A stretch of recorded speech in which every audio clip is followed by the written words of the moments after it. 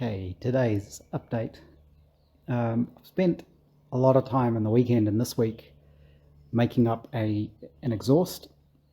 It's come out okay. Again, I'm not trying for perfect. I'm just trying to get something that runs and works and is good enough for now. I can come back and readdress it later. Making this I found really difficult. So I think it's one of those things where if you do enough of them, you probably get good at it, but I'm imagining it takes quite a bit of practice. So just being able to get all the pipes the right sizes and the right lengths and the right curves and everything proved really tricky. But this is what I've got for now. It's kind of the look I was going for. It's not quite right because I didn't get my bends quite right. And my third pipe there, I think, ended up a bit too far forward. But the rest of it is actually how I wanted it. So the string lines show where the bonnet goes. So I could make sure that the pipes sort of all come out of the bonnet equally. And the little muffler there, still just my spare Austin 7 one. It's on an angle, but that's kind of in the position I want it. It's maybe a little bit far out from the body. I wanted it a bit tighter in, but one of the problems is getting all of these angles and everything correct. And then after you weld it, everything moves around as well. But I kind of got there in the end. For these 90-degree bends, I used proper mandrel bends that I bought, like this. And then the rest of the pipe was just bent by hand through my block of wood. I may have to revisit the sand and heat bending technique, and that would let me get much smoother curves. But given this exhaust, I'm probably going to wrap it. One, to cover up all my sins and my dodgy welding, but also two, because the pipes get bloody hot and they're very easy to touch accidentally. So putting a wrap on it is probably going to be a good idea. The welding, this is actually my second attempt, or it was my second start.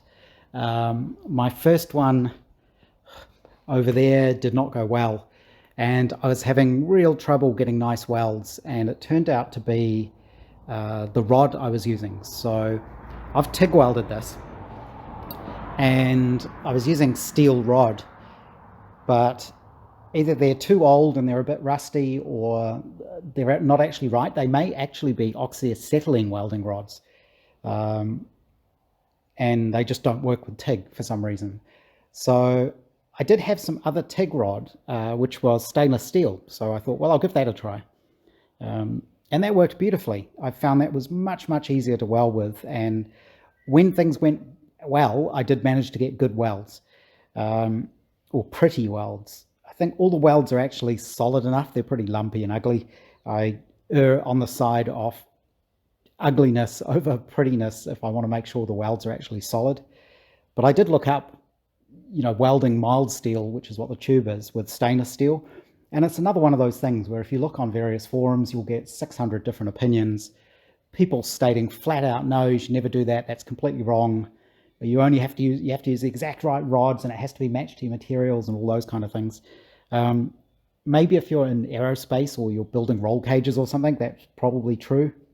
There's proper ways to do things. Welding together a bunch of tubes to make an exhaust, I don't think it matters that much. And I did look up on actual welding sites and sites who supply the materials and things to see, well, if you're trying to weld mild steel to stainless steel anyway, what sort of filler rod do you use? And you use stainless rod. So I'm pretty sure that's fine. And like I say, it welded really well. One of the difficulties I had trying to weld these is it's really small diameter tube, and just trying to weld around it with the angle changing all the time, I found really difficult. I think that's probably just a practice thing. And it was also just difficult shaping the pipes. Trying to get those curves to match up to a curved pipe at the bottom was really difficult. And then what I did was I welded around the outside without making holes in the pipe. And then I used a trick that Joss taught me, which is weld it from the inside. So I ended up welding these on, getting as far around as I could. You can see it's a bit ugly around the back. And then I cut out a section of this pipe which lets you get to the inside of it. And then I could drill the holes, and I used a die grinder to grind them out smooth, so the inside of these joints is all nice and smooth. And I was able to weld the little piece in the back corner that you can't easily get to. And then I just weld the bottom back on. One, if you're a better welder, it would probably look a lot nicer, and two, you could probably grind it all down, but like I say, I'm probably going to wrap this, so it doesn't matter. What else? Once I'd welded everything, I taped closed the manifold end and just blew some compressed air into it with soapy water around all the joints so I could look for pinholes or any leaks. And I had one tiny pinhole, I think sort of here in the front, so it was easy to get to. I just welded that up and everything seems fine. It does have a bung there so I can fit an O2 sensor just for tuning. And it seems to work. It works okay. The very interesting thing is, now that I've had it on there and I've had it running, you can clearly see that number 4 cylinder isn't firing, or it isn't firing properly. I've also had the engine running and tested it with my digital thermometer, my laser thermometer, and yeah, that last pipe just isn't getting hot at all.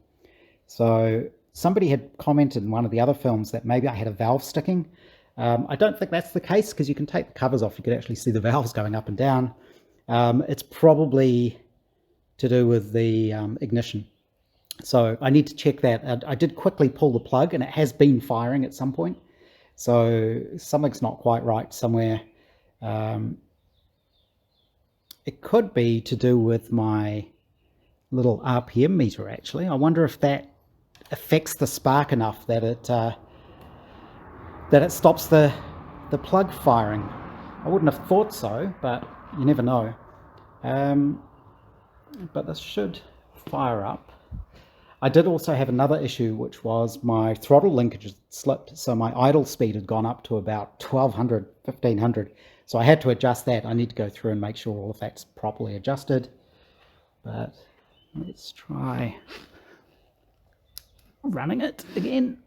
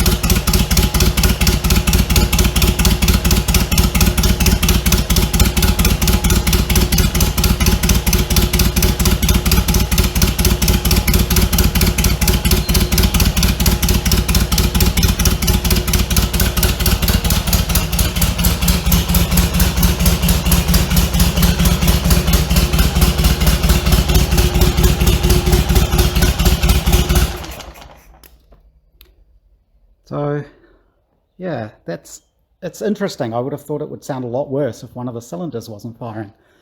But that rear pipe definitely gets nowhere near as hot as the other three. You know, I can touch that.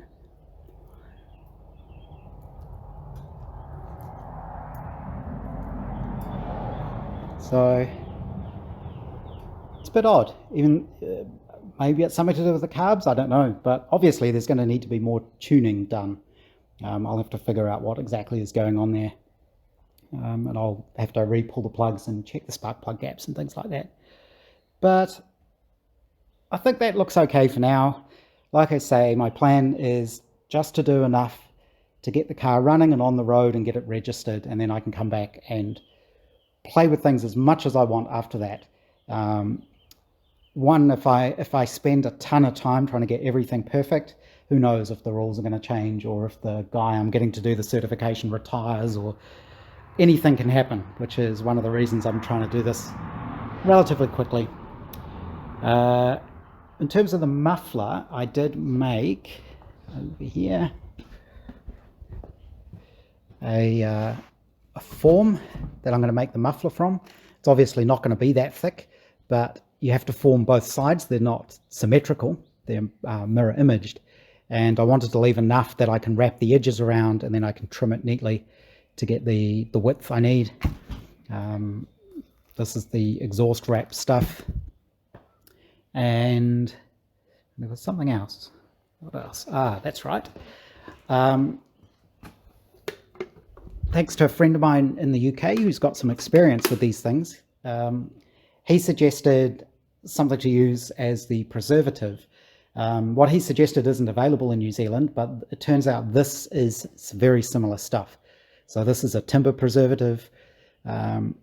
This particular stuff, it's some sort of copper-based thing, which is why it's green. They do another version which is clear, which is designed for staining over. It doesn't affect the color.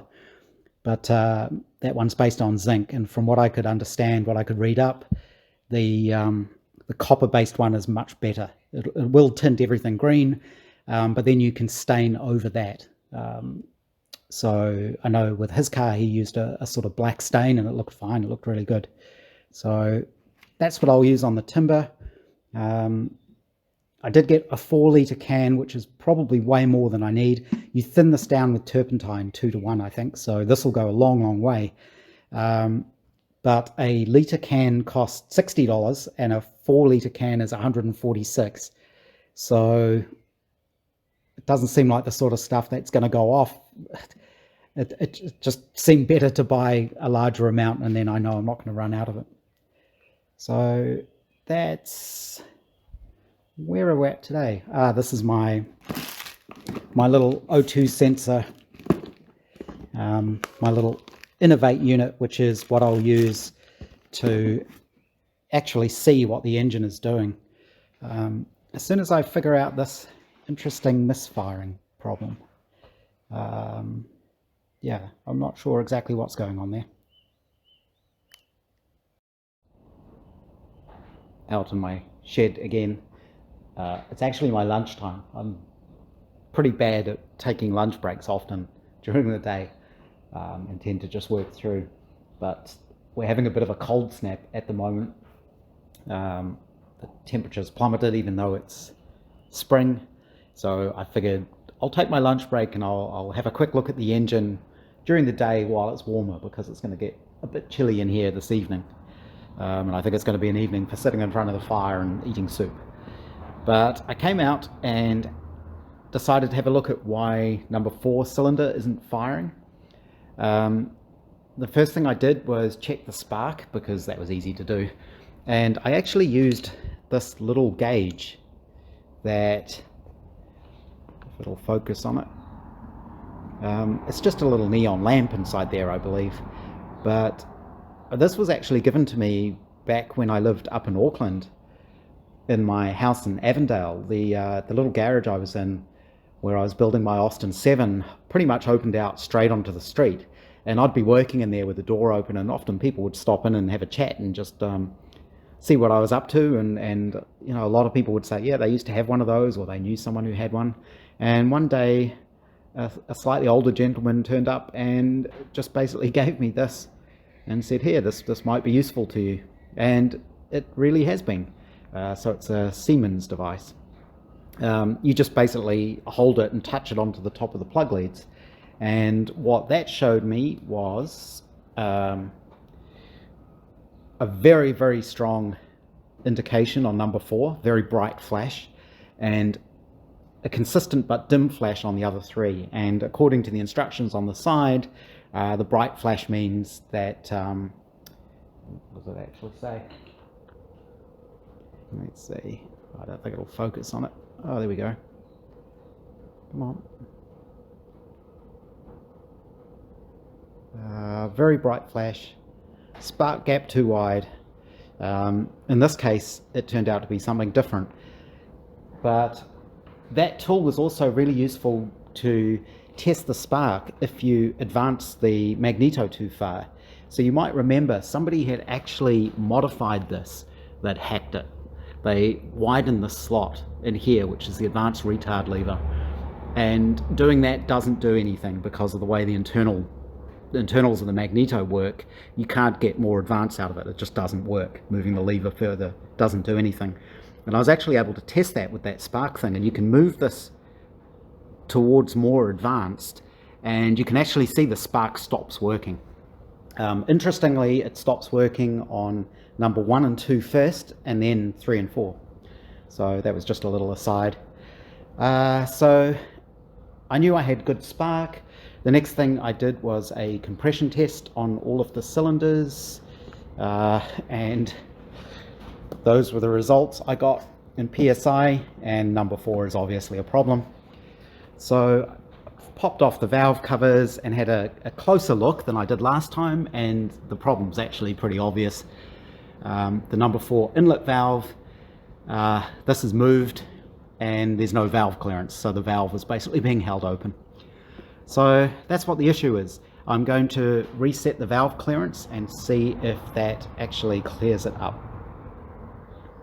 The valve clearances on this, that gets a bit interesting. The period books for original Riley cams have, I think it's 2 thou on the inlet and 3 or 4 thou on the exhaust valves.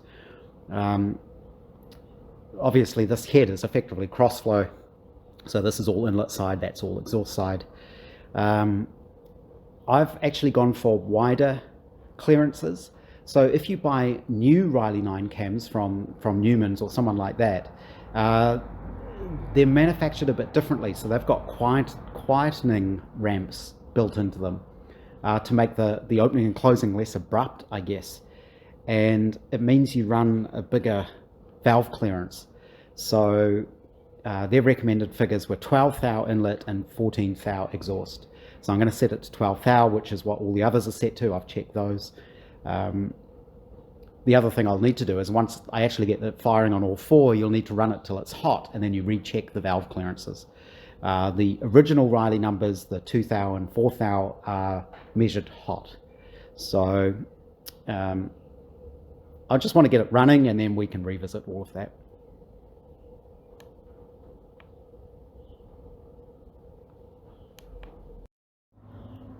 Okay, I have 10 minutes of lunch left.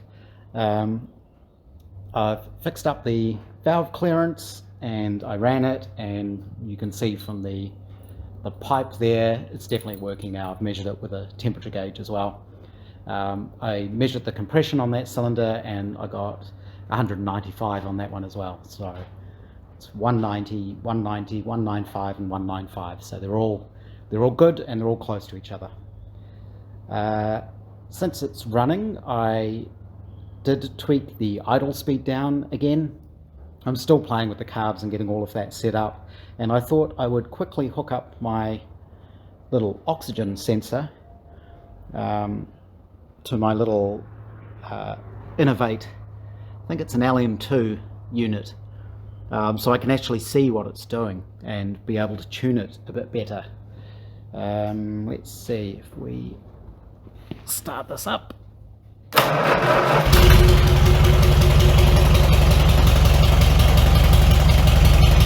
So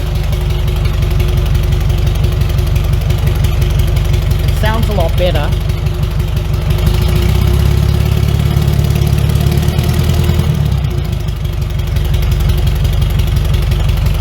That was adjusting the hand throttle. This is the advanced retard.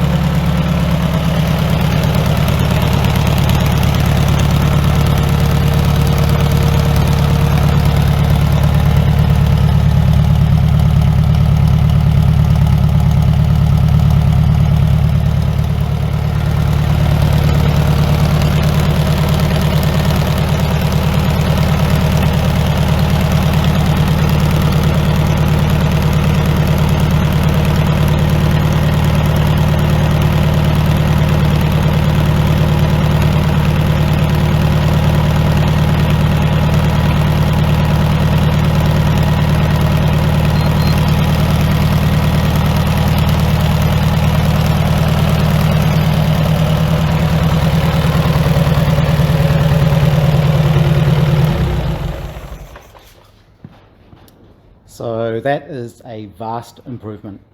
Um, Obviously things are working a lot better. There's nothing measuring on the temperature gauge there.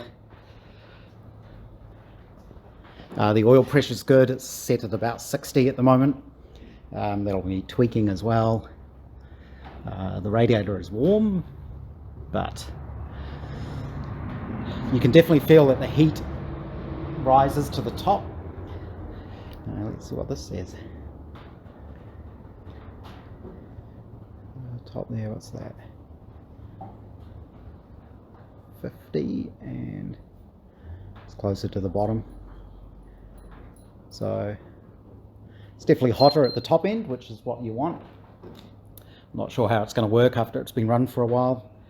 And my exhaust system seems to work. I don't think there are any leaks. Like I say, when I made it, I sort of pressure tested it. You block off one end and you cover the outside with soapy water and you blow air into the open end. You don't have to close the open end, just blowing air into it is enough, and any little pinholes will show up as bubbles in the soapy water. I haven't hooked up the actual tailpipe because the pipes are different diameters. I might just quickly try that with a bit of masking tape wrapped around it, see what difference it makes to the sound. But I think that's good. That's actually working pretty well. The other good thing is my little RPM gauge is actually working. This is just one of those cheap electronic units. They're ridiculously cheap from China. And you just wrap a couple of loops around one of the plug wires. As you can see, I've done there, and that seems to work pretty well. I have reversed engineered the circuit that they use on the front end of that to detect the pulses. And I've actually built my own version feeding into a little microcontroller that I will then use to drive an analog meter, which I think should work pretty well. And it's good to see that my little O2 sensor works. I have to go and look up what all the numbers mean again. So the carbs, I think, aren't balanced at all. So that's something I'm going to need to do. The advanced retard is definitely working well. I've got all of that adjusted quite nicely. The hand throttle seems to be working pretty well.